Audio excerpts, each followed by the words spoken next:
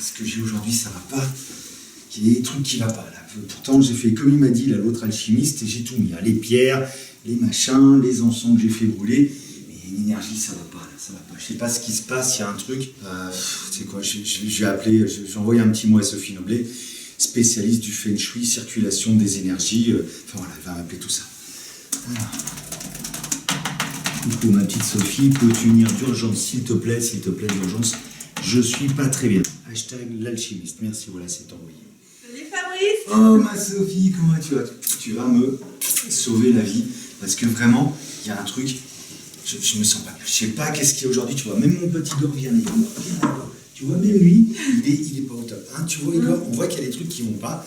Dis-nous un petit peu qu'est-ce qui se passe aujourd'hui. Parce que tu me parles toujours les circulations d'énergie, l'aura, etc. Hein, mon pote? Oui, vas-y. Sophie va nous raconter tout ça. Vas-y, Sophie, dis-nous un petit peu. Bon alors, est-ce que déjà, pour commencer, tu sais que tous les lieux ont un impact sur nous de façon parfaitement inconsciente. C'est-à-dire que toi, il y a des personnes que tu rencontres parfois dans la rue qui dégagent un aura pas forcément positif, où tu dis « Oh non, non, non, pas elle ». Oh non, ouais, le truc, t'as pas envie de voir. Ouais, ça te plombe un peu. Ouais. Mais c'est tout simplement parce que l'aura qu'elle dégage va être pas super positive. Ben, un lieu, c'est pareil. C'est pareil. Ça dégage un aura. Sauf que ça s'appelle pas un aura, ça s'appelle le chi.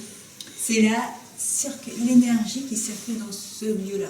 D'accord. Et en fait, le Feng Shui, ça aide à gérer cette énergie. Et si en interaction avec ton aura, ça match, tu te sentiras super bien dans ce lieu. D'accord. Et donc, ce qui explique pourquoi on peut avoir des tensions dans les entreprises. Exactement. Parce qu'il y a quand même beaucoup de gens qui rentrent. Imaginons, on est dans un commerce. Il y a quand même beaucoup de va-et-vient, donc beaucoup d'énergies différentes.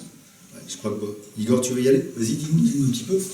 Mais effectivement, dans une entreprise, on va gérer évidemment les auras de tout le monde. Ouais. Donc, le lieu, on va le traiter pour faire en sorte que toutes les personnes qui vont être dans ce lieu vont se sentir bien.